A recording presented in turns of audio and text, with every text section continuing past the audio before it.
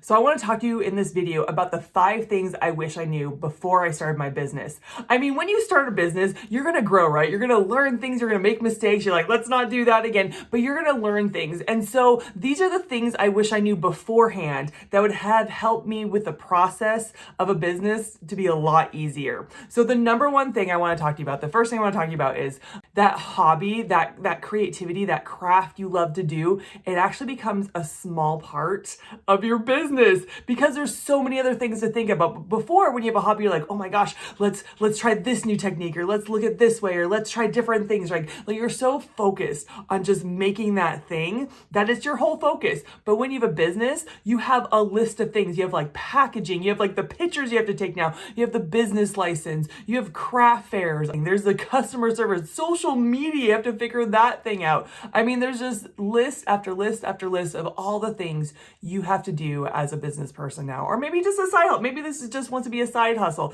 but these are still things you have to think about. You have to do, you have to put your time and energy in. So that craft becomes a lot smaller for the big picture of the business. And so you have to think, to start this business, do I want to become less in my hobby? Let that time I spent so much on the creativity, the time, do I want to have that become less and the other things become more to have the big picture? Or am I just happy with it being a hobby? That's the things you got to think about, right?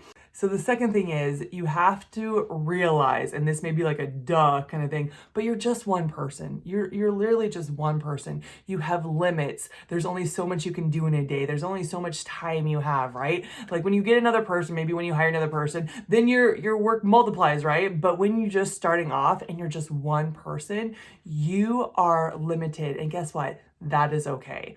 And you need to take a day off. You need to take time, a whole day, that's right. Some of you are like, I don't even take a whole day off for my real life. You need to take a whole day off because you will burn out. God never created us to work 7 days, 24 hours a day. He designed us to have rest. I had to figure out that taking a day off did not mean I could even think about my business, right? Because I'm not working, I'm not in my studio, I'm not making phone calls, I'm not doing those things, but I also couldn't think about it because then I'd be like still kind of burnt out and like, I'm so tired of this. But when I take a day off, I'm rested, I'm ready to go. Let's go. I'm even like, okay, I'm the night I had my day of rest and I'm going to bed that night, I'm like, oh, I can't wait for the next day to start work again, right? And so you need to replenish yourself because you're just one person. Number 3, oh my goodness, number 3, you don't have to compete with the big companies. You don't have to compete with the big companies. I used to try to compete with pricing and with shipping, and I just couldn't do it. Why? Because I'm a small business. I have to count the cost for everything. And so I just can't do free shipping like Amazon on $35 when you buy $35 worth of stuff. I can't do the pricing of Walmart because my time is valuable. And making hand jewelry, making your product, right? The thing you make is a luxury, right? Because it's handmade, it's custom, it's all that. And so I had to stop competing with the big companies for pricing and for shipping and all of that. And so don't compare yourself with others. Don't try to compete with pricing. Do the best you can and know that you're giving a luxury item when it's a handmade craft. All right, number 4, to perfect your craft. And this goes 2 different ways. So the first way is you're just starting out, you want to make a side hustle or you want to have a business, and you're like, I can sell this, but you haven't had time to perfect it. I remember there was a person that just started jewelry making and she's like, I'm going to sell this, I'm going to make lots of money, I'm going to do this. And she like gave me a bracelet and it hurt. So it was painful because there was just things she didn't know. And I went to her and I was like, hey, like I can help teach you if you want so you can perfect your craft. She's like, no, I'm good. I know how to do this.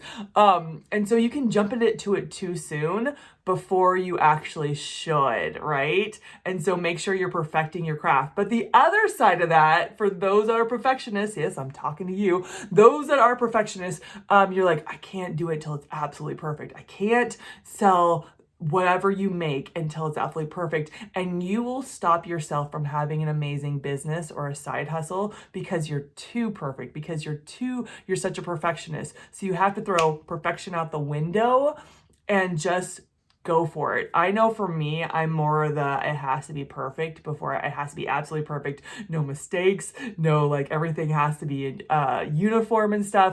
And I still struggle. I'm gonna be honest. I still struggle because I'm just so embarrassed. What if it breaks? What if this? Like I'm so stressed out that someone won't be happy or that they'll be upset about the price they paid. But I have to throw perfection out the window and do my best. And of course, there's gonna be errors. You're gonna have errors. Don't sell those errors or sell those errors at a discount price, but don't be so perfect that you don't sell your craft at all. And then the last one, number 5, is count the cost. And what I mean when it comes to a business or a side hustle, count how much energy you're going to spend. Count the cost of how much time it's going to take away from those you love, whether a family, whether just friends, like count the cost. Also, the emotional toll that it can have on you. That's right. It's an emotional toll. Like it can steal your joy in the thing that you love doing, Count the cost also in how much money it's going to take to do this, because you're not just buying supplies anymore. You're buying banners, you're buying like display tables, you're buying logos from people. I mean, like you're doing all these things. So just count the cost. Is it something that I want to spend my time, my energy, my emotion, and my money on? Like, is it really that worth it? Because for some of you it is. For some of you, like you want to put some extra money for your family. Like this is something that you're like, I need to make some extra money to pay the bills because costs are high and our money is getting tighter. For some of you, it's I want to pay for my kids to go to softball or college or buy a car. Like it's something that you're like, no, like I really do need this business or this side hustle. And so I just want to encourage you, like just really think about it. Think about all the things I talked about and count the cost, because some of you, it's gonna be so worth it. It's gonna be so worth it. Some of you are really nervous. You're like, I don't know. Just for me, I always pray about it. I always pray, Lord, is this something I should do? Is this something you want me to do? And he confirms it. And sometimes he confirms it in a second, and sometimes he confirms it through other people. So I just Lord, may you confirm it for everybody watching. So yep, that's all I got for you guys today. Thank you so much for tuning in. You can catch me on all my other videos right here. But I'll catch you in the next one. Bye.